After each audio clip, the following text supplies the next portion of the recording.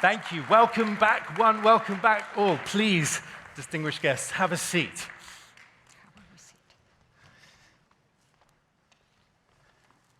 No, that's okay. We can actually, forgive me, just so we don't confuse our cameras. Sir Kurt, please have a seat over here. Thank you so much. Thank you. Please have a seat. Yeah.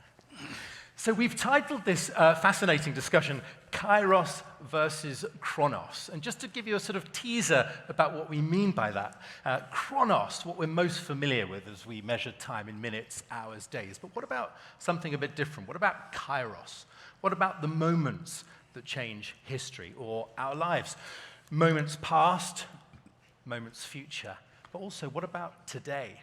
Could this be a very special moment indeed? And we believe it could. So let's set the scene a little bit. Joining me on stage, to my left, needs very little introduction, known to many of you in the room. Kailash Satyarthi, of course, the Nobel Peace Prize laureate from 2014. I mean, a huge kudos endlessly for that, Kailash. Thank you. The global chair of Kailash Satyarthi Children's Foundation. Thank you for being with us. Next to Kailash, Irina Bokova is best known probably as the former Director General of UNESCO, but now with part of your heart very close to this current location because you're a member of the advisory board of the Royal Commission for AlUla. Irina, thank you for being with us.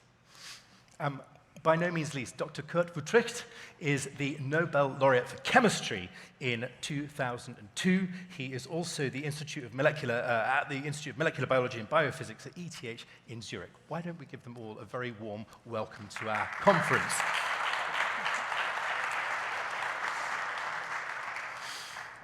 Now, Irina, we can't help but sit here and reflect on the past, the present, and the future. Why don't you help us set the scene with some opening thoughts for our very first discussion? Thank you very much for this opportunity. Your Royal Highness, Your Highnesses, dear laureates, Nobel Prize laureates, and I would also L'Oréal UNESCO laureates. I'm very happy that many of them, I see them in this room, and dear Kailash, dear Professor Wüthrich, I'm delighted to be here for various reasons. The first, I would say that it resonates very deeply with my experience at UNESCO, working to promote multilateralism, common understanding of the solutions, of the challenges. And the second, of course, is that I'm a member of the advisory board of AlUla. Yeah. And AlUla is indeed a journey through time. We are speaking about time. AlUla is the perfect expression of a journey through time when we see layers of civilization. And what I really like about this project, which reflects the vision 2030 of Saudi Arabia, is it's deeply rooted in history, in heritage. The first World Heritage Site here, Hegra, that I visited already in 2008. And it was amazing to see this crossroad of trade, of commerce, but also of ideas, of exchange, of encounter. And the second, of course, is the modernity. I think the development of a modern approach towards the community, the society, the young people, unleashing the potential of young people is incredible. And this is the right place, I think, to speak about the challenges of our time. Now, because you asked me about what I think and a little bit to set the stage, I believe the world is in search of directions. It's in search of directions, and it's, I would say, a combination of Chronos and Kairos, because, as you said, we're living in Chronos, but we have seen the incredible power of new technologies, the interruptive power for the good of the people, but we also should see the other side, that the digital divide is there, and if we don't bridge it, the digital divide will increase the inequalities in this world. And this is my second point, that unfortunately, because of the several crises that we are confronting, they're overlapping. The pandemic, of course, the climate, the conflict, the war that we're seeing nowadays, the geopolitics shifting, is unfortunately undermining some of the efforts to achieve Sustainable Development Agenda 2030, the climate agreement, and some of the others, and increasing inequalities. So just to sum it up, I think it's a proper conversation. I'm very humbled to be amongst so many bright minds, scientists, experts, activists. Kailash, I'm extremely happy to be with you here. You know my deep respect for everything you have done for children and for the world. And I would say that what comes to my mind is one of my favorite lines from the UNESCO Constitution. It is about the moral and intellectual solidarity of humanity that we need. You mentioned, Your Excellency, and Saudi Arabia was a founding member indeed of UNESCO. You mentioned how important in 1945 was to establish such an organization to build peace differently. And I think now we have to go back to the roots of what it is, and to look and to say that financial and economic considerations are not enough to build peace. Yes. We need intellectual and moral solidarity of humanity. Yes. And this is, I think, the audience, what it is all about. Yeah. And how appropriate we have one of the world's leading seed experts in the room with us, Jill, on the power of resurrection plants that have that ability to be reawakened. What is it, perhaps from ages past, that needs to be reawakened? And that's going to be very much on our minds. Mr. Satyarthi, thank you for being with us. Help us set the scene with your opening thoughts for this huge topic. Your Highness, fellow laureates and sisters and brothers, this session is about how the history has witnessed change in understanding in society through science and movements and so on. But this is possible, or this was possible, when some people took courage and led that change. Yeah. I strongly believe that humankind, has given birth to those individuals and those groups who have changed the course of history. Yeah. So I always believe that those who clap or criticize sitting outside the fence are not the creators of the history.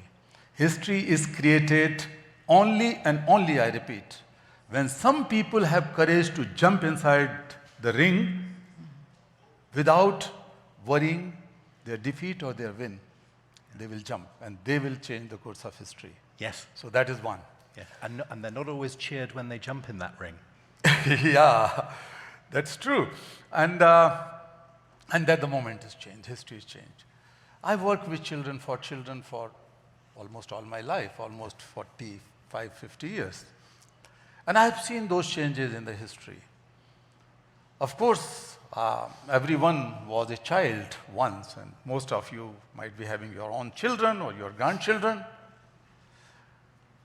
But it's quite surprising that for centuries, the dignity, freedom, rights, well-being of children has not been acknowledged globally. That has not been even articulated globally, that these children are also human beings and they have right to live like human beings with right to life and freedom and so on. So there was a moment, of course, very, very late, I would say, but of course we have to appreciate it. In 1989, only in 1989, when the UN Convention on the Rights of the Child was adopted. Mm-hmm. So we have acknowledged that children do have rights. There were other times when other UN conventions or ILO conventions have been adopted and then ratified by the world. One convention, for example, was adopted only in 1999 against child slavery, child trafficking, use of children in hazardous occupations, and so on. As you know that millions, hundreds of millions of children have been producing wealth at the cost of their freedom, their cost of their future, the cost of their dreams, and this is unacceptable. Yeah. But such an international law came to existence only in 1999. Yes. And I can elaborate on how did it come. Yes. I have made some humble contribution in it. But of course, we all have something inside us. Yeah. If you are very learned person, very, very educated, if you are wealthy people, if you are people in power, it does not mean that it is because of just only your effort. In addition to it, if you still have compassion inside, if you still have transparency, if you still are truthful to others, if you make promises and don't just leave them aside, but you act on it, it is not because of your wealth and your power and your money and your knowledge. If you are truthful, it is because there is a child inside each one of you. Yes. And that child brings truth and transparency in your life. That child brings humility to learn more things in your life. So, every moment, I strongly believe that we have to keep that child inside us alive, so we can be lovable and truthful for others. Yes. That is an extraordinary call for us all at this forum. Thank you, Kailash. Dr. Wüthrich, we would be fascinated to hear about how you, an award-winning chemist, think about time. Well, as all natural scientists, I work in time-space. Time-space continues in a one-dimensional fashion, and we often look back. It has previously been mentioned today that vaccines against COVID-19 were developed in an amazingly short time. The truth is that the roots of this success lie in the 1960s and the 1970s, and all the major awards for the work that has led to these vaccines was given for work done 30 and 40 years ago. So you see, we are not just going on in time. There are important points in time in the past as well as in the future. Yeah. There is another important point to make, which is unique to the work that I am doing. And this is that we are able, by tricks in the laboratory, to, while time is running, we revert time. And we turn things around. While time is running, we actually return to an earlier state. We also are able, and that's the most important gadget in my toolbox, to introduce a second time space.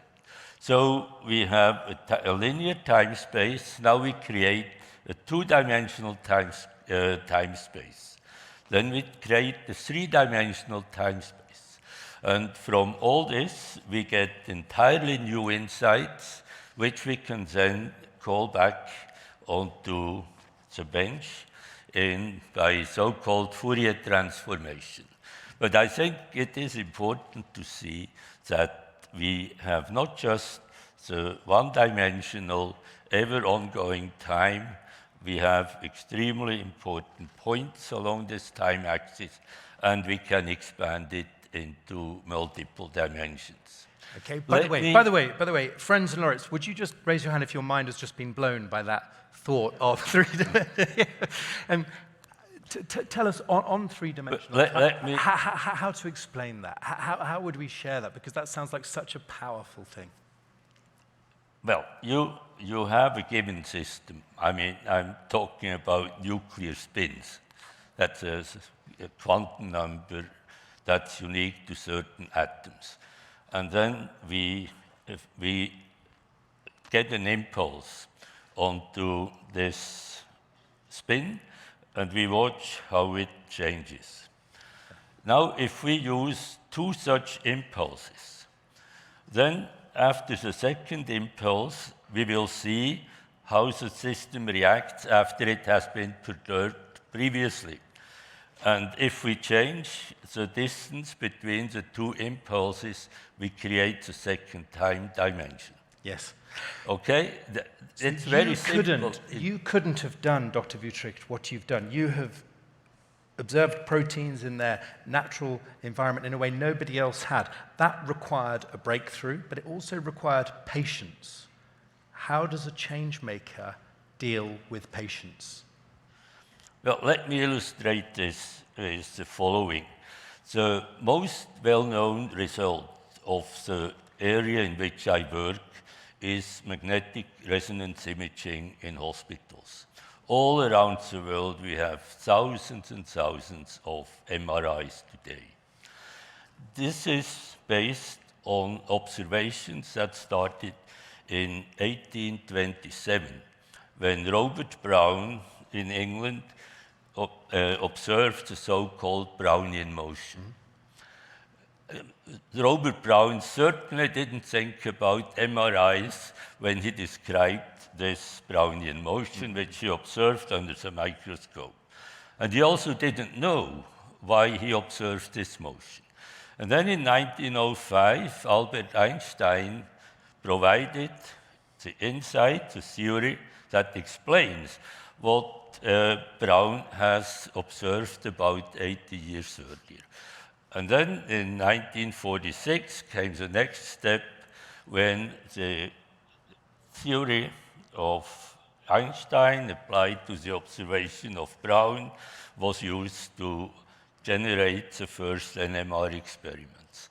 And so it went on. See, and I'm talking about the development over 200 years, and neither of these guys had any idea there would be an MRI in the end.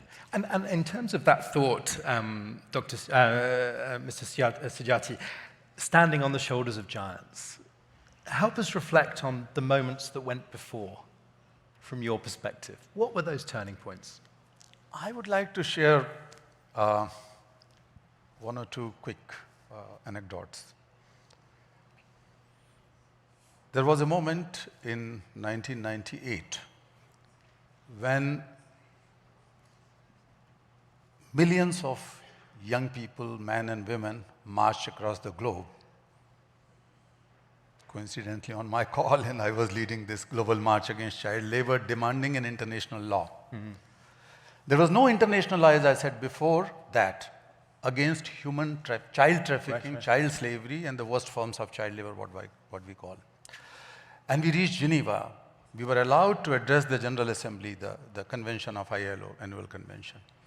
First time, children were speaking. And a group of children who were survivors of slavery stood up and said, no more tools in tiny hands. We want books, we want toys.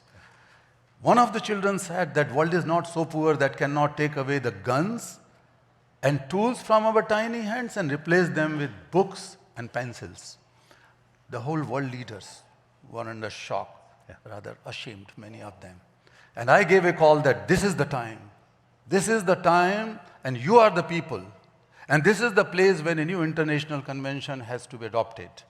Within a year, the ILO convention has been adopted, and that has become the only universally ratified convention in the history.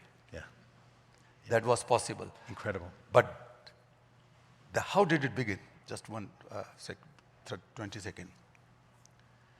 I was born in a humble family. My mother, widow mother, has to spend a lot of money for my higher studies in engineering. I did engineering, I taught in the university, but I gave up my career because I was passionate for these children. But one day, a desperate father, his name was Wasal Khan, he came and knocked on my door to help.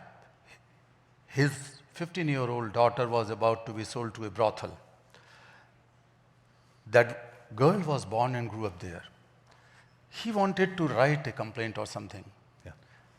And when I was talking to him, that was in 1981, March.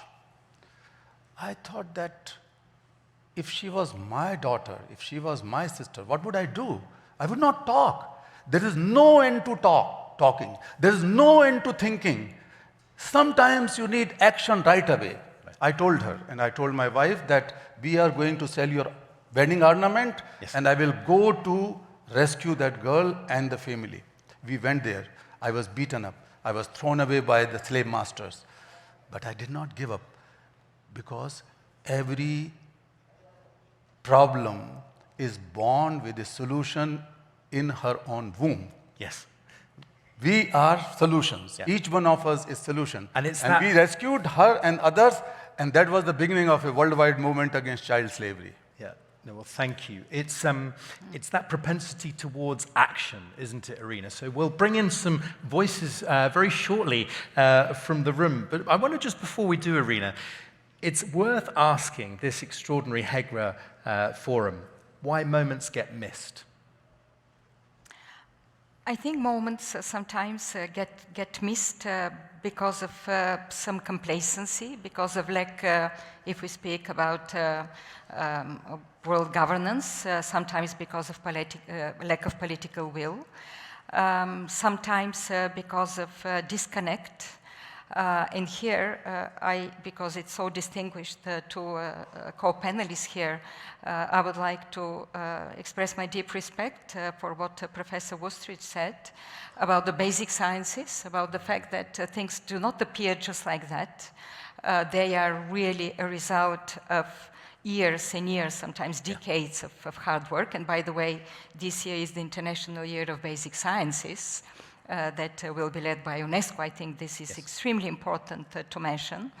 And also sometimes because politicians do not take seriously some of these issues from the civil society. It is only by an enormous pressure that the civil society has to do. Yes. But if you allow me just one small point, because I think it's important, common understanding of the challenges nowadays, I think, has emerged in the last years with all its force. And it really makes us look together at what are the challenges, but also at what are the opportunities. I think this is also very important. And I think something will come out of our gathering here, and perhaps, in terms of opportunities. Right, and perhaps never more than climate change. With one planet. It's really powerful to hear about those connections between the change makers. And last, but we are here in the World Heritage Site, Hegra, which is the first that Saudi Arabia inscribed on the World Heritage List. Kailash just mentioned that the Convention on the Right of Child is the only universal convention. I would add the second one, the World Heritage Convention, which we celebrate 50 years this year. And celebrating it here in AlUla is a fantastic opportunity. Good. It is also universally ratified. Thank you, Irina. Let's bring in some voices from some of our laureates. Why don't we hear from, and I didn't intend this to coincide with already having mentioned Jill Farrant, but is Jill with us from Cape Town? Hello, Jill, lovely to see you. Now, by the way, I say to all of our guests, feel free to build on what you've been hearing or take us off in an entirely new direction of your own making. But can I just acknowledge Jill's achievements? She is the 2012 L'Oréal UNESCO for Women in Science laureate, currently residing at DSI NRF as the research chair from the University of Cape Town in South Africa. Jill. Thank you, Ali. Your Highness, Excellency, ladies and gentlemen, I'm as nervous as hell. But thank you so much for bringing it. So the point I would have been picking up, obviously, Kairos versus Chronos, it's time. Right now is a time to make big changes. And you mentioned climate change is one of the big things. So the other way of looking at it is tipping points. And I've just been to a conference where everything in life can really be calculated quite mathematically to a tipping point. So a system will tip. And if you look at what's happened in climate, as humans came in on the Anthropocene, this planet was heading for an ice age. Our activity has caused it to now be on that tipping point into a hot, dry future. Two things we can do. We can push back on the gases, push back on the causes of global warming, but we've got to make our opportunities now. Yeah. And as we've just heard, science takes time. Now, in my field, food security, water is the most important thing on this planet. You and I are 95% water, and we lose 1%, 2% of it, we die. So do all our plants. And there are only 120 plant species on this planet that we eat. 9 of them provide 75% of the global energy for the rest of the animals and things that we eat, right? Now, all of those crops have been bred in the Green Revolution for increased yield, seed size. We need to feed more people. But all that breeding has caused complete It's compromised the ability to tolerate stress. Water deficit stress, salt stress, heat. So we need new models. We need to make new types of food, plant food, and this is where I come in. You mentioned it very briefly. I work on some amazing plants that can lose all their water, stay in that desiccated state for years, and if you water them, they green up in 12 hours. And so we call them resurrection plants. Now, one of the coolest things that I've discovered about resurrection plants is all they're doing is turning on their seed genes. So we know that seeds out here can start dry. They can, we plant them, we've got to give them water. But they dry, they're alive. So the whole idea in my research is, can we flip those genes? Because we know that every crop that makes a dry seed has the genes. Can we flip those switches in the leaves to make the plant itself become like a seed? Yeah, and now, guests, you can see why Professor Farrant was the dream companion for me in the journey to AlUla. Professor Farrant, very briefly, what would it take for this to be the decisive moment for food security? Because you must get so frustrated with people saying, we know this. Yeah. What has to change? Give us a sense of the urgency. What decisive action must be taken? Two things, I think, well, several things. I think, food security, water, it's important. So I think I've said all of that. But there are little things that a lot of us take for granted. If we don't make changes now, for example, we're not going to be drinking coffee in about 10 years' time. Coffee seeds can't be stored. You can't dry them, you kill them. You put them in the fridge, you kill them. So all the germplasm that we have right now is in the ground. So I've fortunately been given some amazing funding to make coffee seeds storable. But that's the kind of thing we need to do. We need to aim at our food supplies and say, we need to make them last under the conditions under which we have in climate. The climate is at the moment. Yeah. Thank you, Professor Jill Farrant, for an espresso shot. Exactly what we asked for, thank you. Why don't we switch it up with our next very special guest, Dr. Dominique Langevin, who joins us. Yes, please. We will come across to you. We will race across to you. Yeah, and I see offers from the audience. But do we have Dominique with us? Forgive me, please. And I should remind our guests, you're the 2005 L'Oréal UNESCO for Women in Science Laureate, currently based with CNRS in France. Bienvenue. Thank you. Thank you very much. Thank you for allowing me to make some comments. I'm a physicist, and I will just recall that scientific research, as everywhere, not only in physics, is full of decisive moments. And I will give you some examples of physics discoveries that have brought some revolution in our technical and everyday life. For instance, lasers, they were discovered. Nobody was looking for lasers, but they were discovered like that. Transistors, it was the revolution of electronics, And so, a very important moment. MRI was mentioned. I still remember my first lab was ruled by Jean Brossel, who participated to the discovery of magnetic resonance. And he told me one day, this is something from physicists, but now I see chemists are using this discovery. And indeed now in chemistry chemical laboratories, you have this instrument that helps you to identify the molecules. And still it took some more time for the medicine, to bring these notions of magnetic resonance and help people to image the body, which is really a very important and very useful instrument.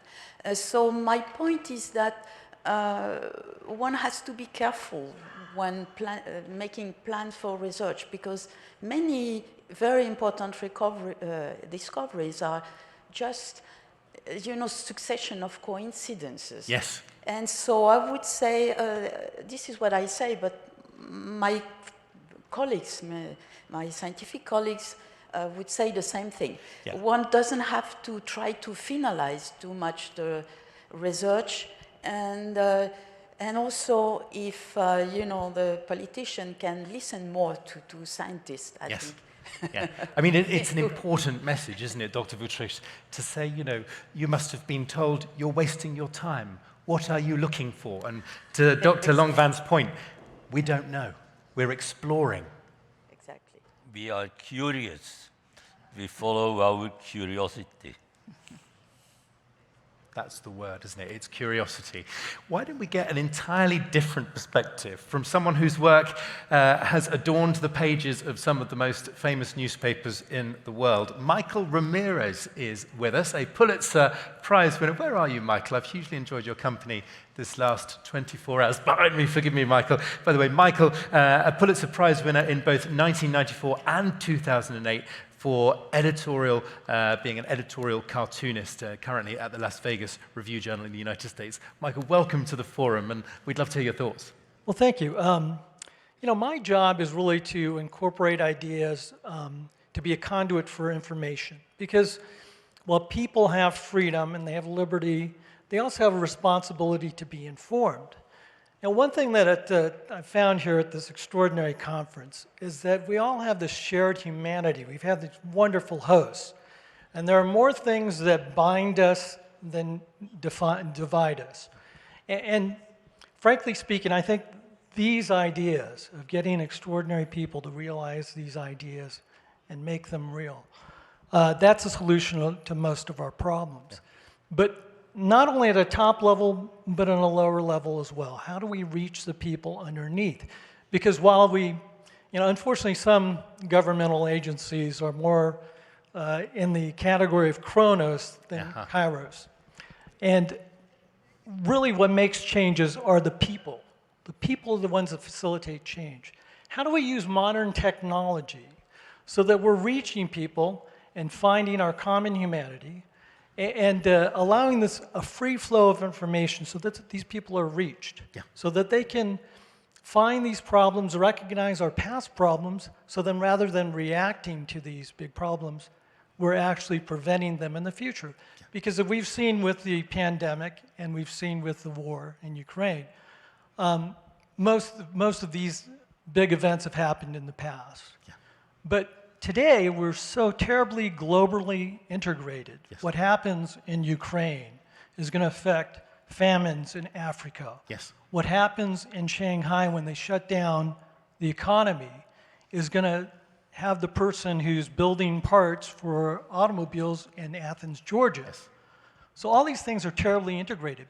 And that's a byproduct of this wonderful global technology. Yes. How do we utilize that global technology so it can be a force for good, a flow for information, so that we can reach the people and have them activate? Brilliant question. Thank you, Michael. I commend to you one of our interactive sessions tomorrow morning on just that theme of technology. Well, I'm going to get some reflections from our honoured guests and perhaps their idea of what a decisive action should be. So we'll do that just in our remaining minutes. But if I was to ask for some very pithy contributions, is there anyone who would like to raise a voice at this point? Something that you feel should have been said but hasn't been. A voice, perhaps. I see you there, sir.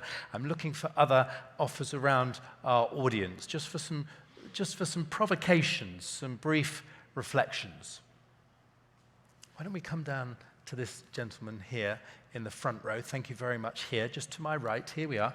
Please be upstanding, sir. And we'll just get a very brief contribution, and then I'll look for just this gentleman, and we can pass it across. Thank you very much, Excellencies, Royal Highness, dear friends and colleagues. Let me be very brief. I have been associated with climate change and sustainable development in my work and with peace.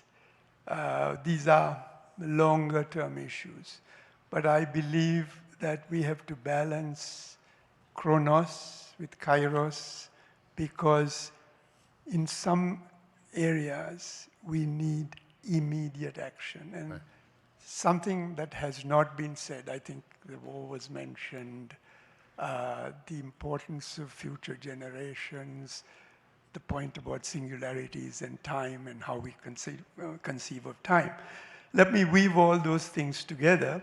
You see, we may not have the luxury of Chronos because as a lifelong campaigner for nuclear disarmament, I feel that I know that the nuclear clock is much closer to doomsday than ever before. So I ardently believe in climate change and sustainability, but these are issues that are a little further removed. Yes. We don't have the luxury of dealing with that particular nuclear issue, and it's simply because it is something that ancient Greek called Thucydides mentioned, the trap of Thucydides. Yes. We are in the time of geopolitical change, where we'll move, I think, from a unipolar world to a multipolar world. Yes. And in that transition, where some don't want to give up and some want to move forward, the threat of nuclear war is very, very high. Because we are moving incrementally towards that. Thank so you. I would like the minds it's here an important point. to look at that Yeah. critical issue. Thank you. Okay. So no small set of themes to reflect on. Irina, a final thought and a decisive action. And by the way, friends and laureates, a decisive action might be somebody should do this thing. It might be this person or organization should do this thing. It might be I commit to doing this thing. Irina, a final thought. You know, I think there are plenty of ideas, and unfortunately, because of the challenges, everything should happen at the same time, speaking about climate, about sustainability. I would, in this audience, particularly here picking up from the words of the scientists, I think we should invest in science, we should trust science, we should really develop science. The interface between science and policy sometimes is missing. And already the former Secretary General Ban Ki-moon, we created the scientific advisory board with him. Now the new Antonio Guterres is also picking up this theme of, and because I'm working with the International Science Council in order once again to promote science that will give solutions. But in order to achieve this, we have to invest in education. We have to invest in education, in STEM education, in innovation. Unleash, this is the ultimate renewable energy that we have, human ingenuity. And I met an incredible group of young Saudis at the airport of Jeddah. I think I see some of them over there, and maybe they will be speaking today or tomorrow, which were sharing fantastic, incredible projects. So invest in science, they were dreaming, invest in education. And they were doing things at the same time. Thank you, Irina. Dr. Wüthrich, your final thought and perhaps a decisive action. When there is an emergency, such as COVID-19 or the delivery lines being broken by the lockdown in Shanghai, we must be ready with efficient engineering, innovation, and industrialization to pick up, such as the vaccine development or preparation of electronic components elsewhere at a reasonable price. And in order to have this basis for rapid reaction to emergencies, we have to continue doing research on a very basic level, curiosity-driven research. It will provide an important pool of tools from which to pull when the needs come up. And if we stop enriching that pool, then, and you said this very clearly, then we will do mankind a bad service. Yeah. Thank you, Dr. Wüthrich, for that very clear rallying call. Kailash, Mr. Satyarthi, a final thought, and you are a man of action, so we expect nothing less. Certainly, I try. We know the problems, most of the problems which our society is facing. We know the solutions. But what is lacking is honest political will. What is lacking is the honest societal will. What is lacking? Determining priorities and take actions. We have seen when she was the the Director General, we work very closely on behalf of civil society and on behalf of intergovernmental agency. And we have seen that how the number of out-of-school children has decreased from almost 113 million to 70 million. 60. 60 million. 60. Yeah, and that was possible. So it is possible when we do it. We have also seen when this international law against worst forms of child labor was adopted, since then the number of child laborers has decreased from 250 million to 150 million. We have proven we can do it. And the world is more wealthier than ever before. Not in terms of resources and money, but also in terms of technology and science and knowledge. So we have to act now with certain things. Two things I would like to propose here. One is, unfortunately, after the adoption of SDGs, the number of child laborers and number of out-of-school children increased because we thought that we can go like business as usual and Relaxed. we can, relaxed. So the number has increased to 160 million. And out of that, 92 million belong to Africa. Okay. And that is serious. So no European or American company can employ a child in their own country, in their own companies. But they are very free to employ children, even in slavery, in their supply chain and production chains in Africa, in Latin America, in Asia. Let's focus on that. This, how can you justify it? Yeah. How it can be ethical? Secondly, pandemic has not only exposed, but exacerbated the problems children have been facing. In fact, all the wars and insurgencies and pandemics have created many serious problems to our children, and children are not responsible for any of those wars and pandemics. Right. They are we. Yeah. So, what we are proposing now with the group of Nobel laureates, all the 4 laureates are sitting here, Lema and Regoverta and 2 of my friends from Tunisia, they are the part of this group, yes. Laureates and Leaders for Children.